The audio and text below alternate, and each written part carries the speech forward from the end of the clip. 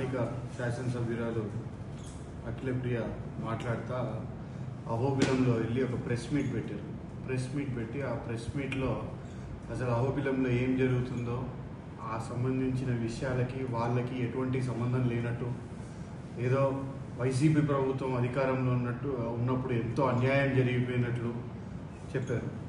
ఇంత అవాస్తవాలు చెప్తూ మీడియా ముందరంటే అది మైక్ల ముందర, ఏంటంటే మైక్లకు నోరు లేవు, ఓన్లీ చెప్పేవి వింటాయని చెప్పేసి ఊరికి ఆ మైక్ల ముందర కూర్చొని అన్ని పచ్చి అబద్ధాలు మాట్లాడతా ఈరోజు ప్రజల్ని మోసం చేయాలనే ప్రయత్నం చేస్తాను. ఈరోజు నేను ఒకటే అడుగుతా ఉన్నాను, ఇప్పుడు ఏం చెప్పారు, గత 5 సంవత్సరాల్లోనే వైసీపీ ప్రభుత్వంలోనే ఈ టెంపుల్ ఎండోమెంట్ నుంచి దీనికి వెళ్ళిపోయింది, మఠానికి వెళ్ళిపోయింది, వాళ్ళే ఇచ్చేసినారు అన్నట్టు చెప్పింది. ఇప్పుడు అది ఎండోమెంట్లో ఉందా మఠంలో ఉందా అనేది వేరే విషయం. ఒక ఆధ్యాత్మిక కేంద్రము, ప్రపంచంలోనే అత్యున్నత స్థాయిలో ఉన్న అహోబిల లక్ష్మీ నరసింహ స్వామికి అత్యున్నతమైన స్థానము అహోబిలం. అటువంటి పుణ్యక్షేత్రంలో అది ఎండోమెంట్ కింద ఉండొచ్చు, లేకపోతే మఠం కింద ఉండొచ్చు, అది డెవలప్ అవ్వాలని కోరుకోవాలి. కానీ అది ఎండోమెంట్ కింద ఉంటే బాగుండేది, మఠం కింద ఉన్నందువల్ల మా కంట్రోల్ లేదు, అదేంటి మీరు మాట్లాడేది? ఏదన్నా అక్కడ వచ్చే భక్తులకి సౌకర్యాలు బాగుండాలా, వాళ్ళకి భారం కాకూడదు ఏది కూడా. అదే దేవుడికి కూడా నిత్య కైంకర్యాలు అన్నీ కూడా ఎటువంటి లోటుపాట్లు లేకుండా జరుగుతూ ఉండాలని చెప్పి మనము ఇది చేయాలా, ఆ ప్రాంతం అభివృద్ధి చెందాలని మనం కృషి చేయాలి. కానీ మనం అది ఎండోమెంట్కి పోయింది, లేకపోతే ఎండోమెంట్ నుంచి మఠానికి పోయింది అని రీజన్స్ చెప్పడం అనేది నాకు అర్థం కదా. ఇంకొక విషయం, 2019 4వ నెలలోనే ఇది హైకోర్టులో కేసు వేయడం జరిగింది. ఆ రోజు ఏ ప్రభుత్వం ఉంది అధికారంలో? ఈ టీడీపీ ప్రభుత్వమే అధికారంలో ఉంది. ఆ రోజు హైకోర్టులో వేసిన తర్వాత హైకోర్టులో 2021లో వాళ్ళకి ఫేవర్గా, మఠంకి ఫేవర్గా ఆర్డర్ వచ్చిన తర్వాత సుప్రీంకోర్టులో మళ్ళా దాన్ని ఛాలెంజ్ చేసింది వైసీపీ ప్రభుత్వం అధికారంలో ఉన్నప్పుడే. ఎండోమెంట్ డిపార్ట్మెంట్ మళ్ళీ సుప్రీంకోర్టులో దాన్ని ఛాలెంజ్ చేయబడడం జరిగింది. 2023లో ఇన్ ఫేవర్ ఆఫ్ మఠము సుప్రీంకోర్టు ఆర్డర్ ఇచ్చింది. సుప్రీంకోర్టు ఆర్డర్ ఇచ్చిన తర్వాత ఎవరు ఏం చేయగలుగుతారు? దేశంలో అత్యున్నత న్యాయస్థానంలో ఇచ్చారు. ఇచ్చిన తర్వాత దాన్ని ఏదో వైసీపీ వాళ్ళే ఇచ్చేసినట్టు ఇంకోటి మాట్లాడుతూ ఉన్నారు. ఈరోజు అక్కడ వచ్చిన సమస్య గురించి మాట్లాడడంలే, అదేదో మఠం వాళ్ళు మేనేజ్ చేస్తున్నారు కాబట్టి వీళ్ళకి సమస్య వస్తుంది అన్నట్టు చెప్తా ఉన్నారు. ఈరోజు నేను ఒకటే అడుగుతా ఉన్నా సింపుల్గా, మీరు ఇన్ని మాటలు మాట్లాడుతున్నారు కదా, 2018, 19లో ఇదే కోకోనట్ టెండరు 54 లక్షలకు పోయింది, 19, 20లో 51 లక్షలకు పోయింది, 20, 21లో 48 లక్షలకు పోయింది, 21, 22లో 75 లక్షలు పోయింది, 22, 23, 24 వచ్చేసి వీళ్ళు టెంపుల్ వాళ్ళు సొంతంగా అమ్ముకున్నారు కోకోనట్స్. 24, 25లో ఈ టెండర్ 35 లక్షలు పోయింది, దాంట్లో 15 లక్షలు బ్యాలెన్స్ ఈ రోజుకి కూడా కట్టలే. 25, 26లో 35 లక్షలు పోయింది, మళ్ళీ ఈ రోజుకి 1 రూపాయి కట్టలే. ఈ రోజు టెంకాయ ఆ రోజు కంటే ఈ రోజు అంటే 50 లక్షలు పాడిన రోజు 40 రూపాయలు 50 రూపాయలు అమ్మితే ఈ రోజు 35 లక్షలకు వాడి 70 రూపాయలకు అమ్ముతున్నారు టెంకాయ. ఈ రోజు నువ్వు పెట్టిన ప్రెస్ మీట్లోనే కింద కమెంట్స్ చదవండి, ఒకసారి కమెంట్స్ చదవండి. ఈరోజు అదే టోల్ గేట్ గురించి ఏదో 50 రూపాయలు ఎక్కువ తీసుకుంటుంటే అది కూడా ఎమ్మెల్యే ఇది అని చెప్పేసి మాట్లాడుతూ ఉన్నారు. మీరు అది ఎంతవరకు సబబో అది ఇదని మాట్లాడుతూ ఉన్నారు. ఇదే టోల్ గేట్ గురించి మాట్లాడితే 2014 నుంచి ఈ రోజు వరకు కూడా తీసుకుంటే ప్రతి సంవత్సరం టోల్ గేట్ పెరుగుతూనే పోయింది. ఎప్పటి వరకు? 24 వరకు. 23, 24 కూడా 22, 23 2019, 20లో 15 లక్షలు పోయింది, 2020, 21లో 31 లక్షలు పోయింది, 2020, 22లో 26 లక్షలు పోయింది, 22, 23లో 45 లక్షలు పోయింది, 23, 24లో 39 లక్షలు పోయింది. అప్పుడు 100, 150 గేట్ వసూలు చేస్తుంటే ఇదే శాసనసభ్యురాలు పోయి ఇన్ని డబ్బులు ఎట్లా వసూలు చేస్తున్నారు, రేపు నేను కేసు పెడతాను, టోల్ గేట్ లేకుండా చేస్తాను, నేను అధికారంలోకి వస్తే అది డామ్ డూమ్ డూస్ అని మీడియాను కూడా తీసుకుపోయి అంతా హంగామా చేసింది. 1,30,000, 25, 26 20,31,000, 26, 27 25,04,000 రూపాయలు. మరి ఈరోజు టోల్ గేట్ ఎంత ఉంది?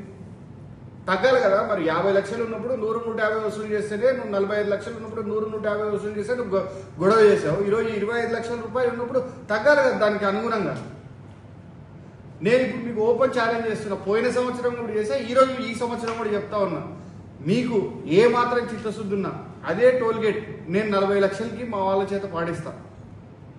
ఈరోజు 25 లక్షలకు పాడారు అంటే ఆ 40 లక్షల రూపాయలు గ్రామానికి వస్తుంది, అంటే గ్రామ పంచాయతీ అభివృద్ధికి వస్తుంది, అహోబిలం గ్రామ పంచాయతీ అభివృద్ధికి. టోల్ గేటు బోర్డు పెట్టడం కాదు, ఎల్ఈడి బోర్డు పెట్టి 100 రూపాయలు వసూలు చేపిస్తాం, అంతకంటే ₹1 వసూలు ఎక్కువ వసూలు చెప్పారు. మరి మీరు ఓకేనా? దానికి సిద్ధమా? ఎందుకు ఊరికే ఇట్లా పనికిరాని మాటలు పనికిమాలిన చేష్టలు అన్నీ చేస్తూ ఉన్నారు? నాకు అర్థం కావడం. ఇంకొకటి, ఈరోజు అహోబిలం గుడిలో ఎవరెవరో ఉద్యోగాలు చేస్తున్నారు, లోకల్ వాళ్ళు చేయడం లేదు, లోకల్ వాళ్ళకి ప్రయారిటీ లేదు, లోకల్ వాళ్ళకి ఇది లేదు అని మాట్లాడారు. ఈరోజు సాక్షి విలేకరి కొడుకు 7 ఏళ్ళ నుంచి చేస్తున్నాడు. అది ఎండోమెంట్గా ఉన్నప్పటి నుంచి ఆ పిల్లోడు ఎక్కినాడు, అప్పటి నుంచి పని చేస్తున్నాడు. ఆ పిల్లోడి మీద ఎట్లాంటి కంప్లైంట్ లేదు.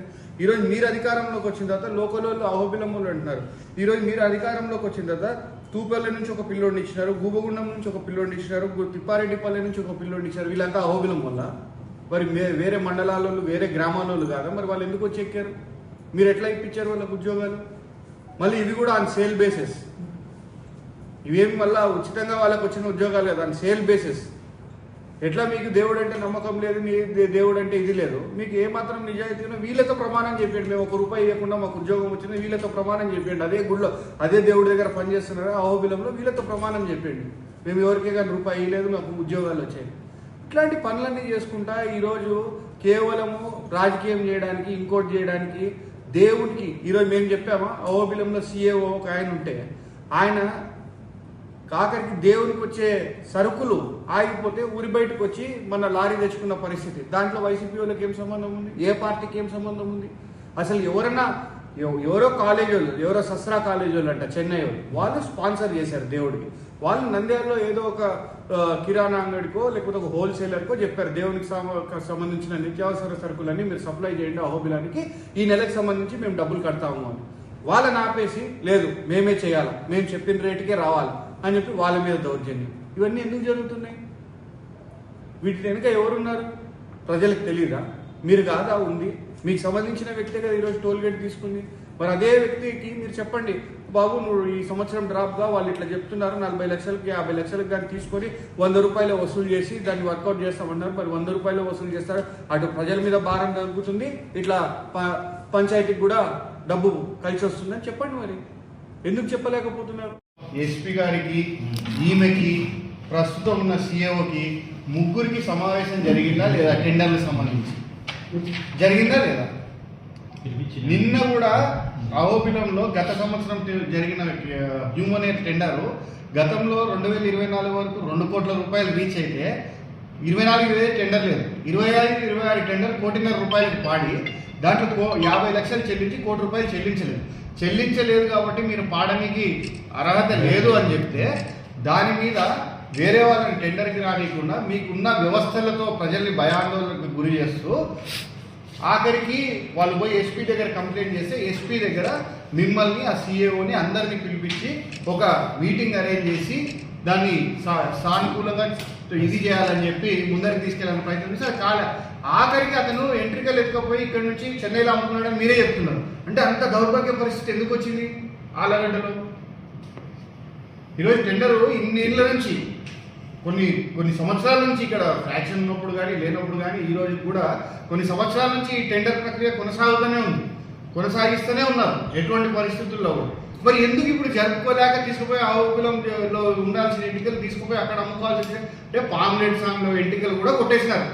అంటే అవి వదిలేసి ఇక్కడ చెన్నై పోతే ఈ ఎంటికలు కూడా కొట్టేస్తాడు ఎవడో ఒకటి మీద పడి, అవి తీసుకొని పోయి చెన్నైలో అమ్ముకున్నాడు. ఇక్కడ ఇంకా టెండర్ పార్టిసిపేట్ చేయలేము, ఇవి అమ్మలేము, ఇవి ఇక్కడ వదిలేస్తే ఇవి కూడా దొంగల పాలు అయిపోతాయి, దేవునికి రావాల్సిన ఆ డబ్బులు కూడా రావాలని తీసుకుపోయి చెన్నైలో అమ్ముకునే పరిస్థితికి ఈరోజు ఆలగడ్డని దిగజార్చారు. మరి ఇక్కడ లా అండ్ ఆర్డర్ కానీ ఇంకోటి కానీ ఏ పరిస్థితుల్లో ఒక్కసారి ప్రజలను ఆలోచించమని చెప్పి కోరుతా ఉన్నాను. దేవుడికే ఇట్లాంటి పరిస్థితి ఇంకా ప్రజల గురించి ఎట్లుందో ఒకసారి ఆలోచన చేసుకోండి. ప్రజలకు ఎట్లాంటి పరిస్థితి ఉందో అందరూ కూడా ఆలోచన చేసుకోవాలని చెప్పి నేను కోరుతా ఉన్నాను.